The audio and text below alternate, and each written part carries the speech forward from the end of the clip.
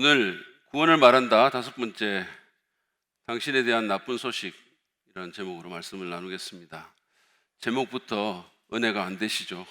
제목부터 나쁜 소식이고, 굉장히 여러분들이 평소에 이렇게 믿는 분들이 좀 은혜롭다, 은혜로운 말씀이다라고 기대하는 그런 말씀은 아닐 것을 미리 말씀을 드립니다.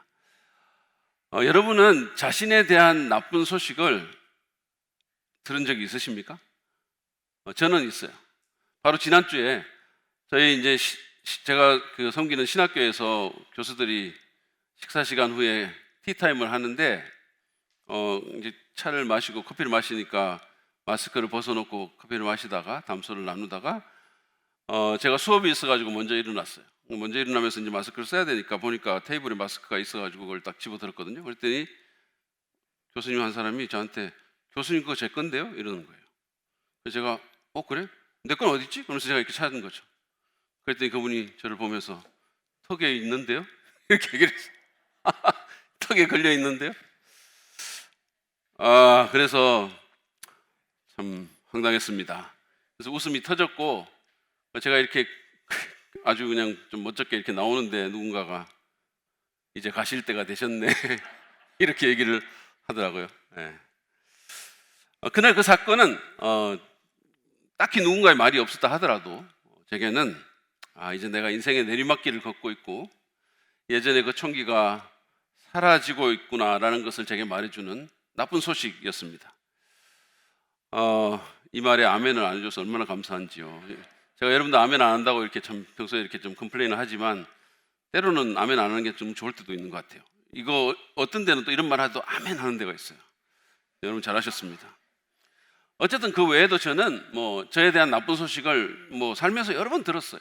이를테면 건강에 대한 나쁜 소식, 고혈압이 있다든지 고콜레스테롤 중성지방이 있다든지 이런 것들, 또는 시험에 불합격했습니다라든지 이런 여러 나쁜 소식들을 들었죠. 여러분은 자신에 대해서 어떤 나쁜 소식을 들으셨습니까? 요즘 우리나라에서 많은 분들이 듣고 있는 나쁜 소식이 있어요. 그건 뭐냐면 코로나에 감염되셨습니다라는 거죠. 우리 교회 성도들 중에도 많은 분들이 들으셨고 지금도 그걸 들으셔서 어쩔 수 없이 가정에서 이렇게 예배하시는 분들이 여러분 있는 걸로 제가 알고 있습니다. 여러분 그 나쁜 소식을 들었을 때 기분이 어떠셨어요? 그 나쁜 소식을 듣고 기분이 좋을 사람이 누가 있겠어요, 사실은. 그렇죠? 불쾌했을 겁니다. 어떤 분들은 불편하거나 심지어 두렵기도 했을 것 같아요. 근데 코로나 소식만이 아닙니다. 우리는 그 외에도 수많은 나쁜 소식들을 듣습니다. 근데 어떤 것들은 그냥 이렇게 그러고 지나가기도 하는데, 어떤 것들은 상당히 너무 우울하고 때로는 절망적이고 때로는 치명적인 것들도 있어요. 이를테면 당신은 우리 가족에게는 아무런 도움이 안 되는 사람이에요. 당신 아무 쓸모가 없어. 이런 말들. 또는 병원에 갔는데 이게 암입니다. 이런 말들. 너무 안 좋은 소식들이죠.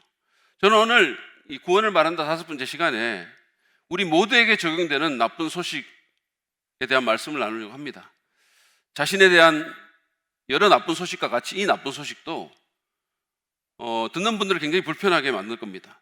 심지어는 불쾌하게 만들 수도 있어요. 그러나 나쁜 소식이 좋은 소식이 될 수도 있는 거죠. 여러분, 나쁜 소식이라고 무조건 기분 나빠하고 그냥 듣지 않으면 더 큰 har을 당할 수도 있습니다. 기분이 안 좋더라도 우리가 듣고 자기의 문제를 직면할 필요가 있습니다. 그러면 좋은 일들이 있을 수 있죠. 여러분, 만약에 건강에 대한 나쁜 소식 듣고 그것을 기분 나쁘다고 그냥 회피해버리거나 무시해버리면 더 나쁜 일이 생길 수 있죠. 그러나 그 반대면 그 나쁜 소식으로 인해서 내가 좋은 결과를 가질 수도 있게 되는 겁니다. 하나님께서는 우리가 정말로 좋은 삶을 살기를 원해요. 그분은 그 누구보다도 여러분이 정말로 좋은 삶을 살기를 원하십니다. 그런 진심이 그분한테 있으신 거죠. 그래서 그분은 훌륭한 의사처럼 우리에게 나쁜 소식을 그래서 숨기지 않으시는 거죠. 왜냐하면 우리를 더 좋게 만들기 위해서. 그럼 하나님께서 우리에게 말하고 싶은 나쁜 소식은 무엇일까요? 저는 오늘 세 가지 정도를 얘기를 하려고 합니다. 첫 번째는 당신은 하나님의 기준을 어긴 범죄자다라는 겁니다. 처음 포인트부터 기분이 나빠지시죠? 당신이라는 표현도 좀 그렇고, 아니, 범죄자라는 말은 또 어떻습니까? 근데 솔직히 저도 좀 괴롭습니다. 좋은 말 하고 싶은데, 여러분, 범죄자라는 말을 아마 한 번도 안 들어보신 분이 여기 많을 거예요, 평소에. 범죄자라는 말을 어떻게 어디서 잘 듣겠습니까? 근데 교회에서 당신은 범죄자입니다, 이렇게 말하면 이게 참 그렇죠. 사실은 괜찮게 살고 감옥이나 유치장 같은 데 한 번도 가본 적도 없는 분들 많을 거예요. 저는 그래도 젊을 때 유치장은 가봤어요. 파출소 유치장. 장발죄로 걸려서 들어간 적도 있고. 그리고 어디서 유원지에서 외국인이 막 미군 병사 같은데 하여튼 막 술 먹고 행패 부리는 거 하고 어떻게 시비가 붙어가지고 외국인 희롱죄로 한번 들어간 적도 있어요. 근데 어쨌든 여러분들은 그런 일조차도 없을 거예요. 물론 죄를 한 번도 안 지었다고 말할 수는 없겠죠. 그러나 범죄자라는 꼬리표를 달 정도는 아니라고 대부분 생각할 겁니다. 그렇죠? 그 단어는 일반적으로 신문에 사건 사고란을 장식하는 사람들, 이를테면 요즘 이모 여인처럼 내연남과 함께 자기 남편을 익사시키려고 수영도 못하는 남편을 다이빙 시켜서 죽이고 보험금을 타내려고 했던 그런 사람에게 이 단어가 어울린다고, 푸틴 같은 사람들, 이런 사람에게 어울린다고 생각하죠. 근데 성경은 그런 사람만이 범죄자라는 그런 시각에 동의하지 않습니다. 여러분, 성경이 어떤 책입니까? 저희가 지지난주에 살펴본 것처럼 예수님이 태어나기 수백 년에서 심지어는 1000년 전에 그분이 누구의 자손으로 어디에서 태어나고 어떻게 살다가 어떻게 죽고 어디에 묻힐 것인가까지 예언한 책이 아닙니까? 정확하게 수많은 지명과 인명과 연대기적인 정보가 고고학적인 발견으로 사실로 드러나는, 그래서 그것을 연구하는 고고학자가 중간에 예수님을 믿고 회심하는 그런 일이 일어나는 책이 성경이 아닙니까? 1500년간에 걸쳐서 다양한 직업과 배경을 가진 40여 명의 저자에 의해서 3개국어로 세 대륙에서 쓰여진 66권의 책이 독립된 책이죠. 그리고 이게 하나의 책으로 묶일 것이라고는 전혀 모르고 각자가 자신의 상황과 이유에 따라 썼던 그 책이 이걸 모았을 때 마치 한 사람이 쓴 듯이 동일한 주제를 일관되게 펼쳐가는 그런 책이 성경이 아닙니까? 그 놀라운 책이 이렇게 말합니다. 로마서 3장 23절, 우리가 조금 전에 읽었던 말씀인데 우리 다 같이 한 목소리로 한번 읽겠습니다. 시작. 모든 사람이 죄를 범하였습니다. 그래서 사람은 하나님의 영광에 못 미치는 처지에 놓여 있습니다. 여기 모든 사람이 죄를 범한 범죄자라고 분명히 말씀하죠. 그 안에는 저와 여러분이 포함되어 있습니다.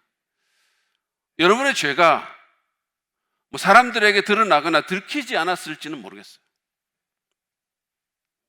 사실은 우리가 범죄자라고 손가락질하는 그 사람들도 들키지 않았다면 지금도 그냥 그러려니 하고 옷 잘 입고 좋은 얼굴로 살아가고 있을지도 몰라요. 여러분, 들키지 않았다고 죄가 아닌 것은 아니잖아요. 그죠? 제가 하나 여쭤보겠습니다. 우리 가운데 들키지는 않았지만 은밀히 저지른 그런 죄가 없는 분이 여기 있으십니까? 손을 들어 보세요. 또는 여기 손 들으라고 막 남편한테 이렇게 손 들으라고 이렇게 대단한 남편인 것 같아요. 근데 또는 여러분, 그 죄가 여기 스크린에 공개된다면, 그 은밀한 죄가 여기 스크린에 공개된다면 나는 여기 앉아 있을 수 없다. 그런 사람이 있으면 한번 손 들어보세요. 손 들지 마세요. 손 들지 마세요. 사실은 굉장히 위험한 질문이죠. 저한테도. 여러분, 우리가 저질렀던 그 모든 은밀한 죄, 모든 더러운 생각, 모든 위선, 하나님 다 아십니다. 사람들은 모를지 몰라도 하나님은 아세요. 지난주에 제가 말씀드린 것처럼 하나님은 우리에게 보편적인 도덕법을 주신 분인데, 우리의 양심에 그 법을 쓰신 분인데, 우리가 그 법을 어떻게 어겼는지, 얼마나 많이 어겼는지, 얼마나 자주 어겼는지 너무 잘 아시는 거죠. 그래서 우리 안에 언제나 뭔가 죄책감 같은 게 있는 거예요. 여러분 그거 아세요? 오늘날 사람들을 이렇게 몰아가는, 동기부여하는 두 개의 가장 큰 동기부여제가 있는데, 하나는 죄책감이고 하나는 두려움이에요. 모든 사람의 마음속에 뭔가가 있는 거예요. 그러니까 나는 네가 지난 여름에 한 일을 알고 있다, 이런 제목이 우리를 흠칫하게 만드는 거예요. 영화 제목인데 기분 나쁜 거죠, 그런 제목. 실제로 코난 도일, 셜록 홈즈를 쓴 분이죠. 아서 코난 도일. 그분이 장난기가 좀 많은 분이에요. 그래서 그분이 자기 친구들한테 모든 게 다 발각됐다, 빨리 도망해라라는 전보를 쳤어요. 그날 안으로 그 12명이 다 몸을 피했다는 유명한 일화가 있습니다. 뭔가 캥기는 게 우리 안에 있는 거예요. 뭔가. 여러분, 우리 모두는 죄를 범한 범죄자입니다. 다른 사람은 몰라도 우리 자신은 알고, 그리고 하나님 아시죠. 특별히 성경 보면, 오늘 로마서 3장 같은 데 보면 이 죄를 하나님의 기준과 연관시켜서 말합니다.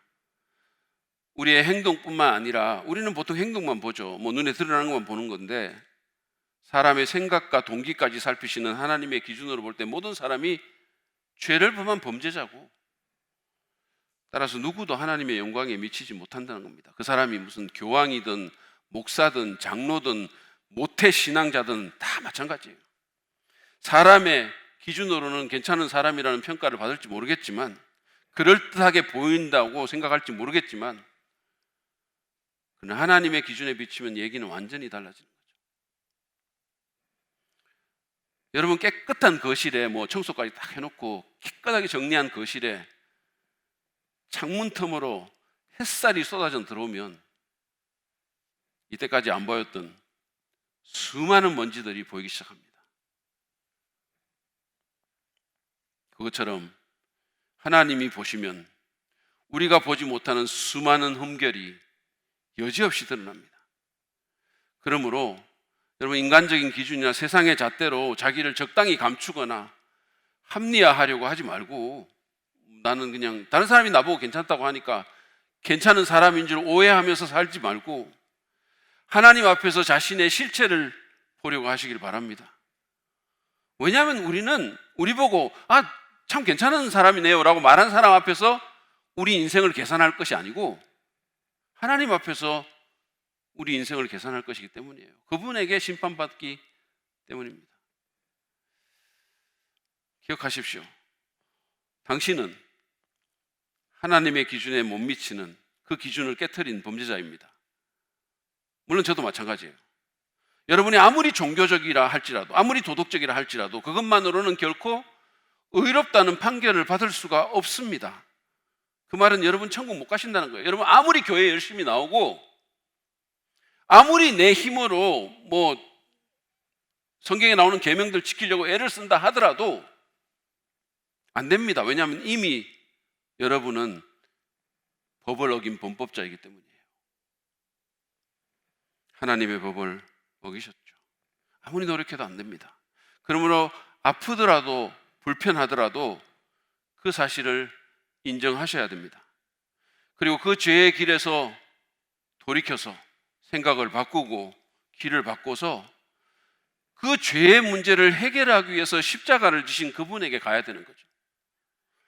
근본 문제를 해결할 수 있는 그분에게 가야 합니다. 그래서 회개가 필요한 거예요. 두 번째 우리에 대한 나쁜 소식은 당신은 하나님을 거부한 죄인이라는 것입니다.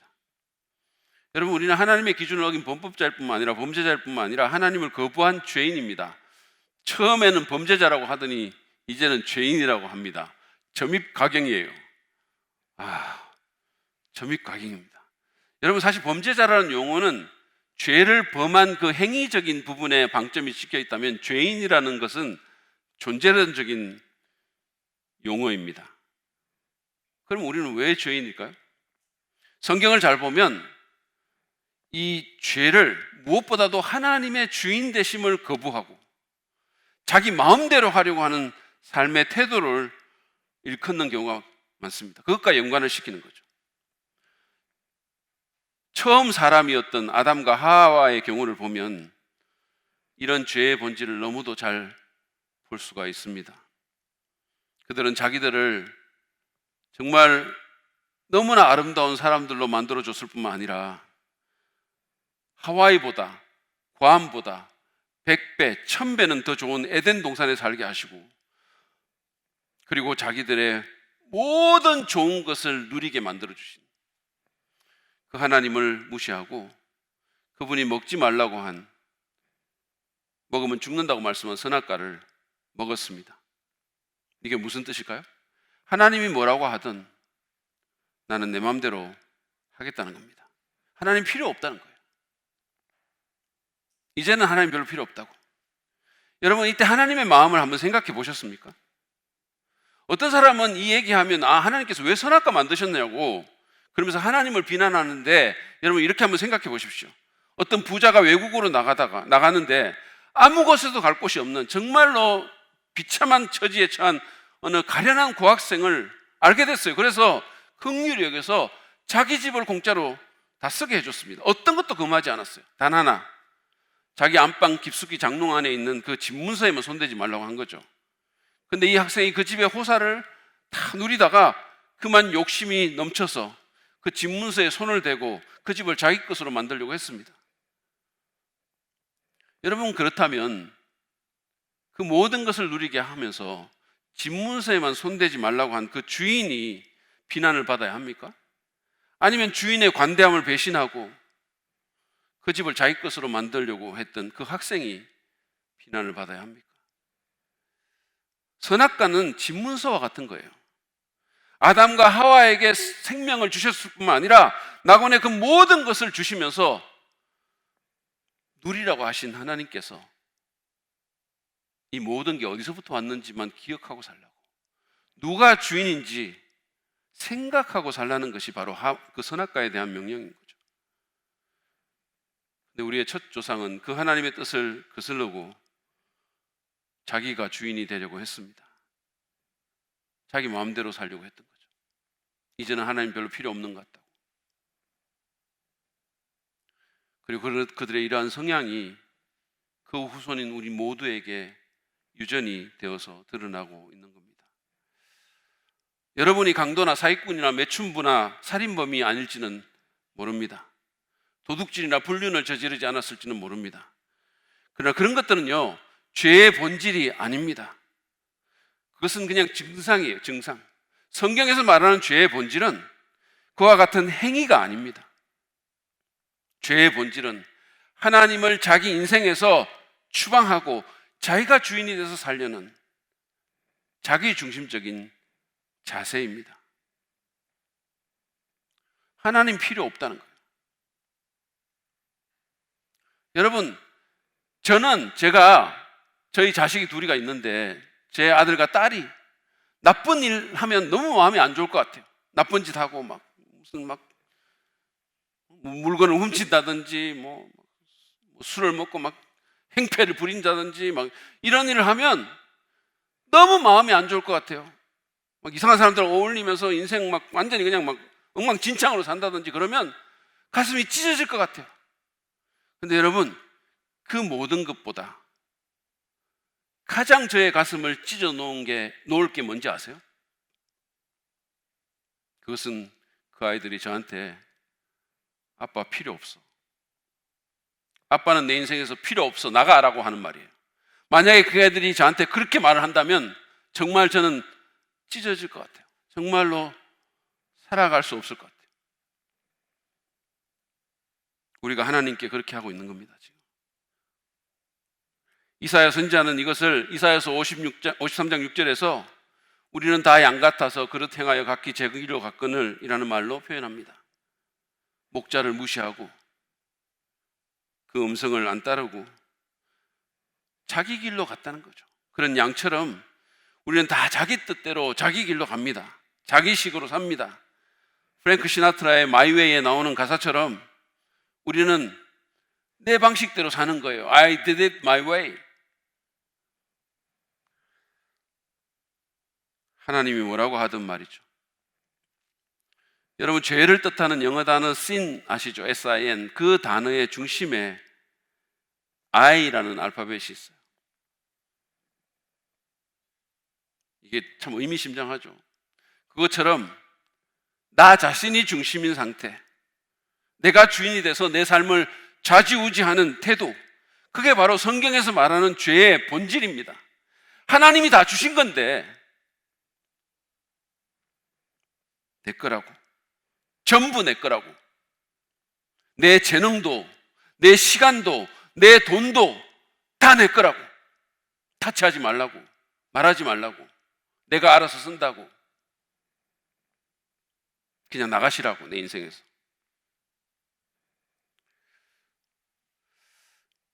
김영국 목사님이 쓴 풍성한 삶의 기초라는 책이 있는데요, 거기 보면 그분 친구의 딸 얘기가 나옵니다. 그 딸아이가 한 8살쯤 됐을 때 자꾸 손가락을 코에 넣어가지고 코에 있는 걸 끄집어내가지고 그걸 돌돌 말아가지고 드시는 거예요. 입에 넣는 거죠. 그러니까 엄마가 그걸 보고 기겁하면서 막 너무 더럽다고, 제발 좀 그러지 말라고, 얘야 너무 더러워, 막 이렇게 얘기하는 거죠.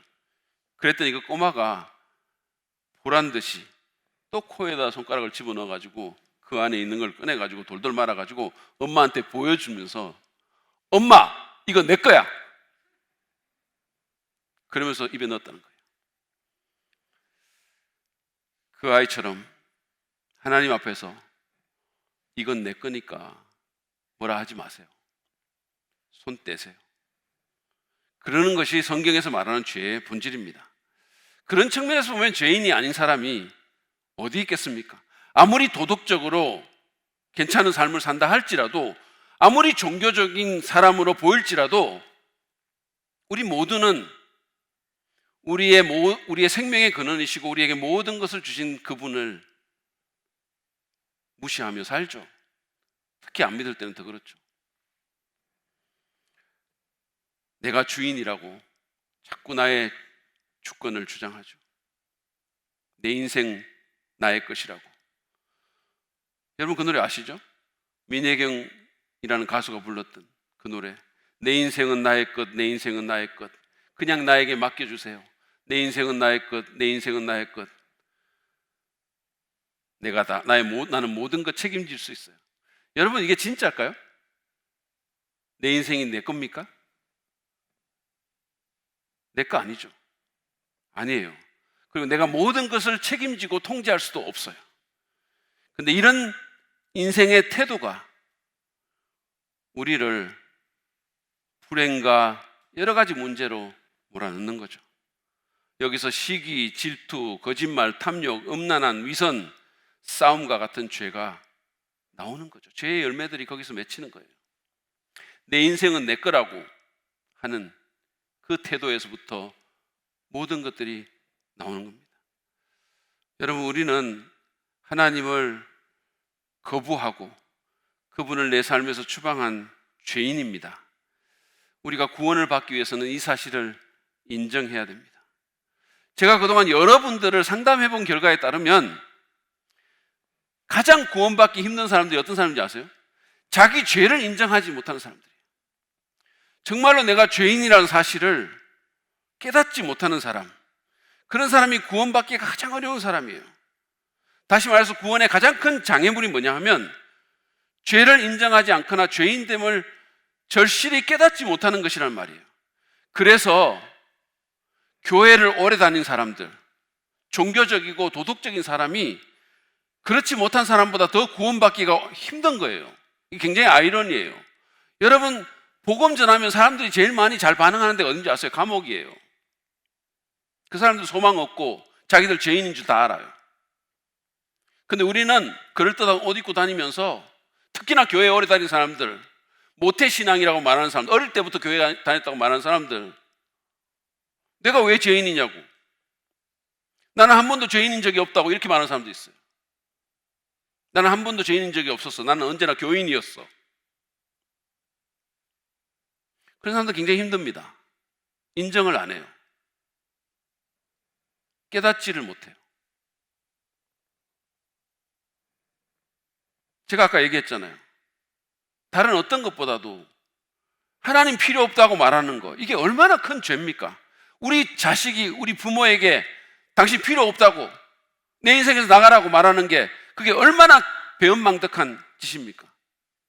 그거 우리 다 해놓고 교회 다닌다고 죄 없대요. 난 교인이라고.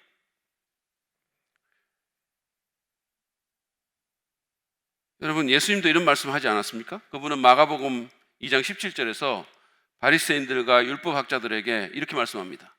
건강한 사람에게는 의사가 필요하지 않으나 병든 사람에게는 필요하다. 나는 의인을 부르러 온 것이 아니라 죄인을 부르러 왔다. 여러분, 바리새인과 율법학자들이 왜 구원을 받지 못했을까요? 왜 그들이 천국에 못 들어갔을까요? 왜 그들이 예수님을 안 믿었을까요?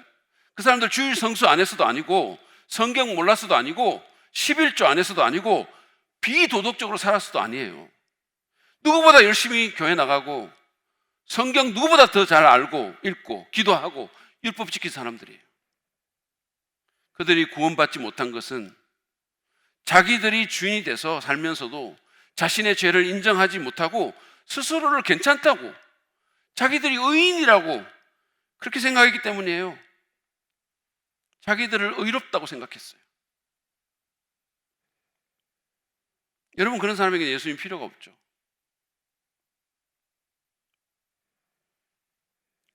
예수님 말씀하셨잖아요. 병이 없는 사람에게 의사가 무슨 필요가 있겠어요? 적어도 그걸 자각하지 못하는 사람에게. 세상에 의인이 어디 있겠습니까? 근데 예수님이 이렇게 말했잖아요. 나는 의인을 부르러 온 것이 아니라 죄인을 부르러 왔다 그랬어요. 그 말은 무슨 말일까요? 세상에 의인은 없지만 의인이라고 생각하는 사람들은 있는 거예요. 그러니까 그런 사람에게는 예수님이 필요가 없는 거죠. 그러니까 그런 사람들이 구원받기가 제일 힘든 거예요.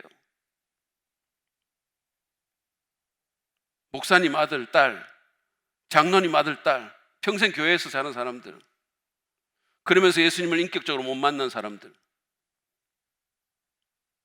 그냥 이론이 되고 마는 사람들, 너무 어려워요.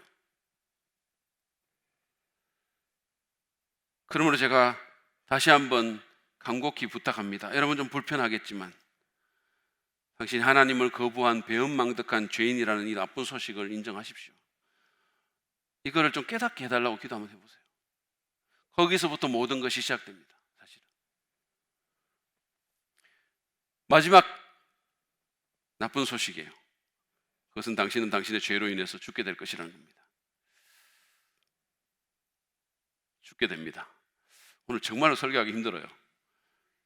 윤 목사님 불러내가지고 여기서부터 당신이 하라고 말하고 싶어요. 정말로.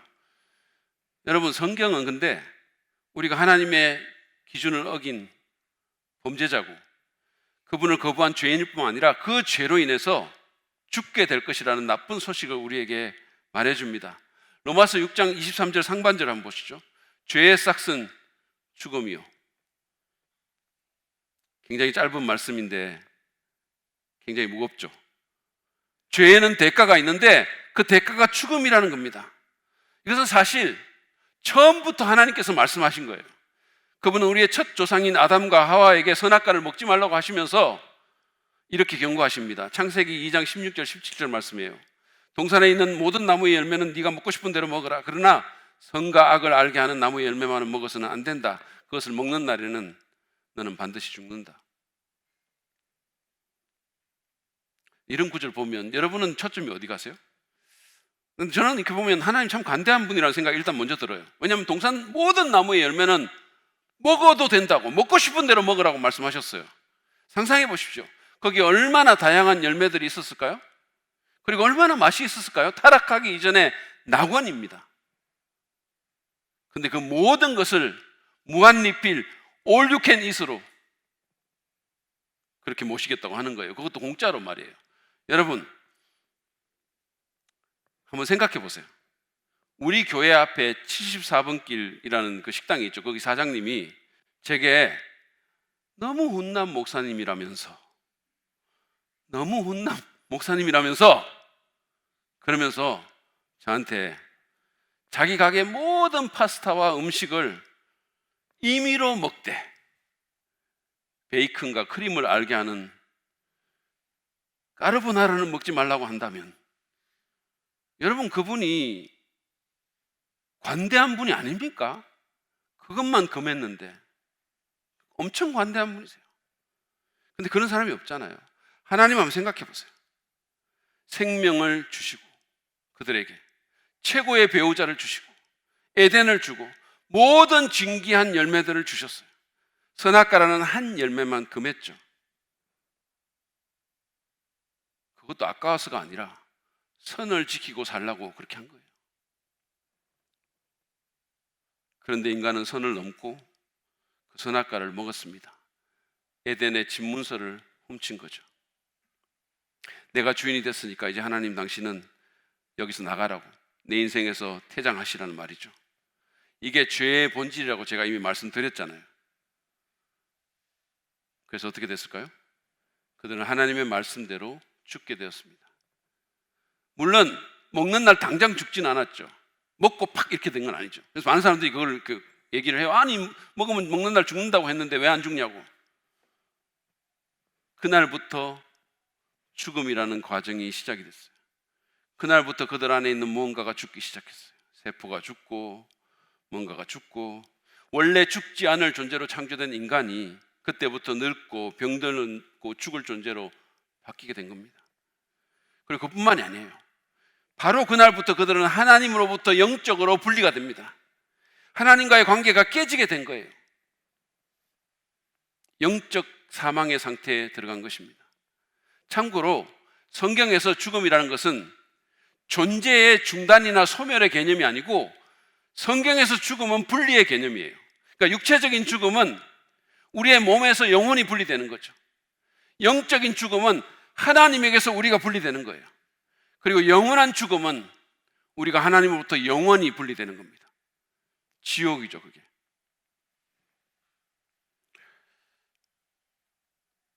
아담과 하와가 하나님을 거스르고 자기가 주인이 되겠다면서 선악과를 먹었을 때 그들은 즉시 영적 죽음을 경험하게 됩니다.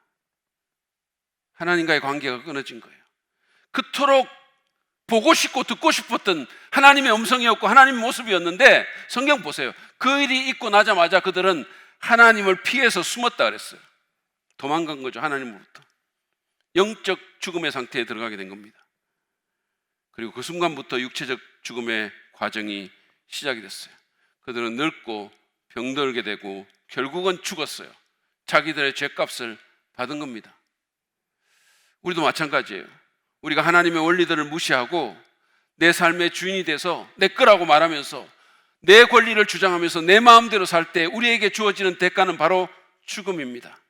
그래서 이 땅에 태어난 모든 자연인들은 예외 없이 목회자 집안에 태어나든 모태신앙이든 상관없이 하나님과 분리된 상태에 있는 거예요. 다시 말해서 하나님과의 관계가 끊어졌고 하나님을 알지 못하고 하나님에 대해서 감각이 없는 겁니다. 그래서 사도 바울은 에베소 성도들에게 에베소서 2장 1절에서 이렇게 말씀한 겁니다.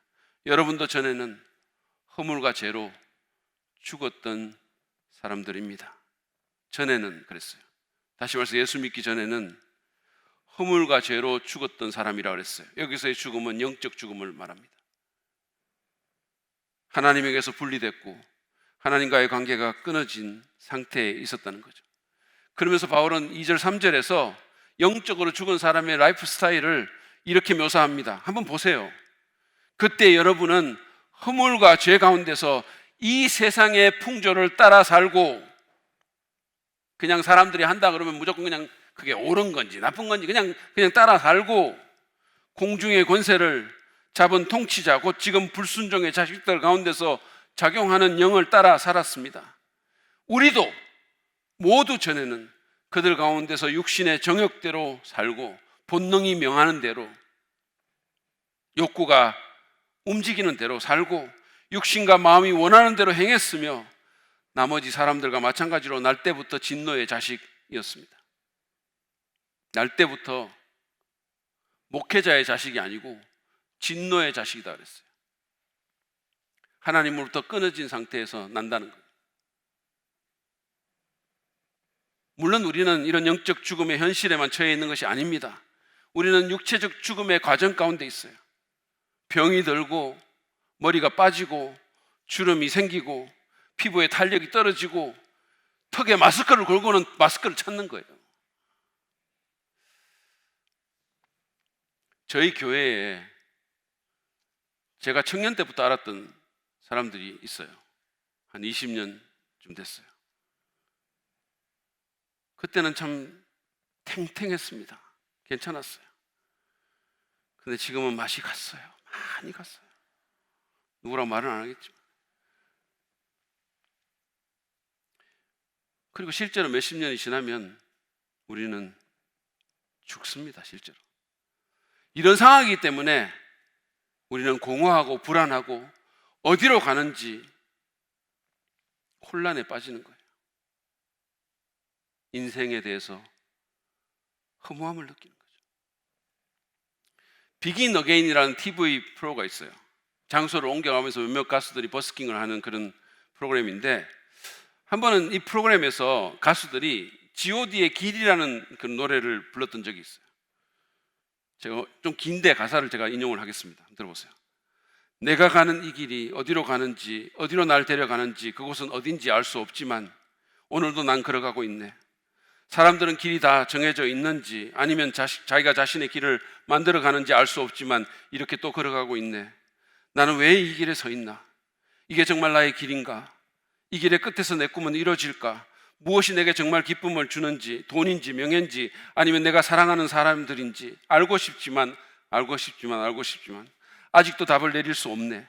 자신 있게 나의 길이라고 말하고 싶고 그렇게 믿고 돌아보지 않고 후회도 하지 않고 걷고 싶지만 아직도 나는 자신이 없네. 나는 왜 이 길에 서 있나? 이게 정말 나의 길인가? 이 길의 끝에서 내 꿈은 이루어질까? 나는 무엇을 꿈꾸는가?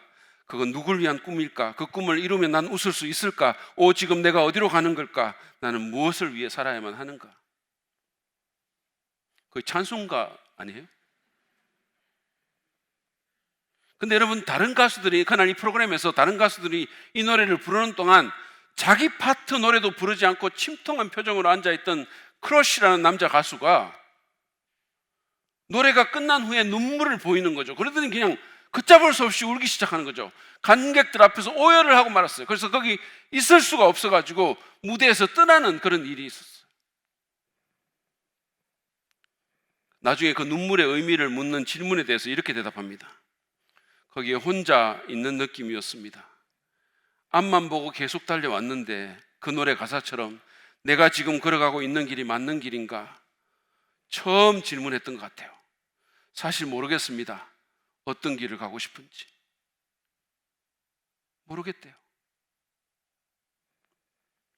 이 가수는 자기가 어디로 가야 하는지, 자기가 가는 길이 맞는지, 진짜 목적지는 어딘지 모를 뿐만 아니라 제가 생각할 때 죽음으로 기결되는 그 인생의 허무함에, 그 인생길의 허무함에 갑자기 휩싸인 것 같았어요. 여러분, 이것이 영적, 육체적 죽음의 현실 가운데 있는 우리 인간의 적나라한 모습이 아닙니까? 우리는 이 죽음의 현실을 직면할 필요가 있어요. 만약에 우리가 이 문제를 해결하지 못한다면, 이 죄의 문제를 해결하지 못하고 그래서 죄 가운데서 영적으로 죽은 삶을 살다가 육체적으로 죽고 결국은 영원히 죽게 된다면, 한번 생각해 보세요. 하나님을 내 속에서 아웃시키고 자기가 주인이 돼서 평생을 산 인간이 자기가 원하는 대로, 왜냐하면 하나님 필요 없다고 아웃시켰으니까 자기가 원하는 대로 하나님 없이, 하나님과 상관없이, 하나님과 분리돼서 하나님의 어떤 일반 은총도 없는, 다시 말해서 햇살도 시원한 바람도 음악 소리도 아이들의 웃음도 없는 그 바깥 어두운 데서 영원히 살게 되는 것을 한번 생각해 보세요. 한마디로 지옥을 사는 겁니다. 하나님께서 마귀와 그를 따르는 천사들을 위해서 예비된 그 지옥에 자기가 자기 발로 들어가는 거예요. 나는 하나님 필요 없고 하나님 없이 살겠다고.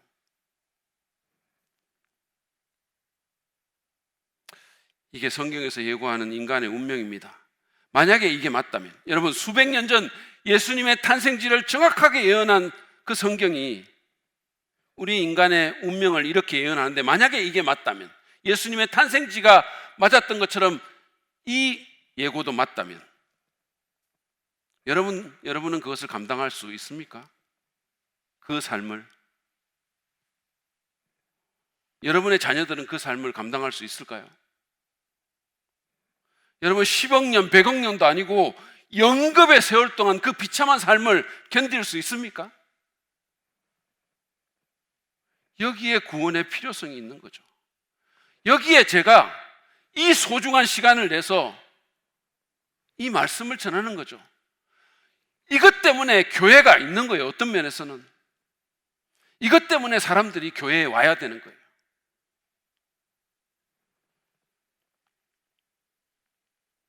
여러분, 이것은 단순한 종교적인 이슈가 아닙니다. 조금 착하게 살고 못 살고의 그런 문제도 아니에요. 이것은 우리의 삶과 죽음에 대한 겁니다. 그것도 영원한 생사에 대한 이슈예요.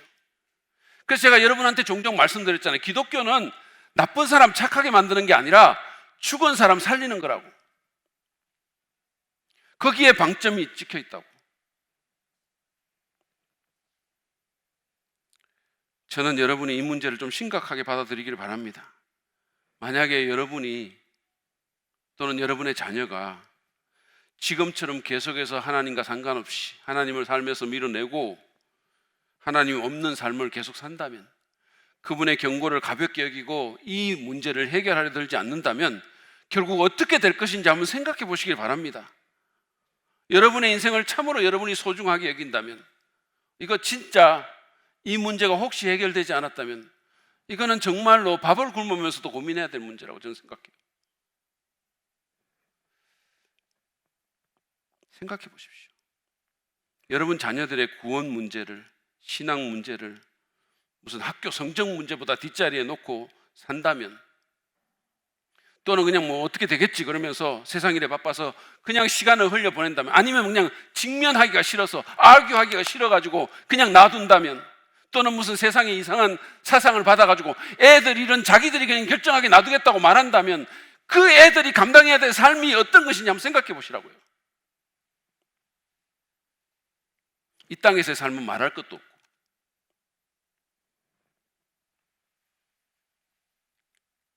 장차 어떤 일이 있을 것인지 심각하게 고민해 보시기 바랍니다. 제가 다음 시간에 좀 더 본격적으로 자세하게 말씀드리겠지만, 그런데 좋은 소식이 있는 거죠. 굿뉴스는 구원의 길이 있다는 겁니다. 계속 그렇게 안 살아도 된다는 거예요. 여러분이나 여러분의 자녀는 구원을 받으실 수 있습니다. 완전히 인생 역전할 수 있어요. 그러기 위해서 먼저 우리가 하나님의 기준을 어긴 범죄자이며 그분을 거부한 죄인이란 사실, 그리고 그 죄로 인해서 우리가 죽을 운명에 처해 있음을 인식하고 그 심각성을 깨달아야 됩니다. 절실하게 그냥 흘려보내지 마시고, 그냥 뭐 일주일에 한 번 설교하는 사람이 그냥 하는 말이라고 그냥 좋은 둥 많은 둥 듣지 마시고 심각하게 생각해 보시기 바랍니다. 여러분이 여러분의 인생을 참으로 소중하게 여기신다면, 여러분의 자녀들의 삶을 정말로 귀하게 여기신다면, 그러지 않으면 소망이 없습니다. 지금 성령께서 각 사람의 심령 가운데 그렇게 일하시기를 간절히 바랍니다.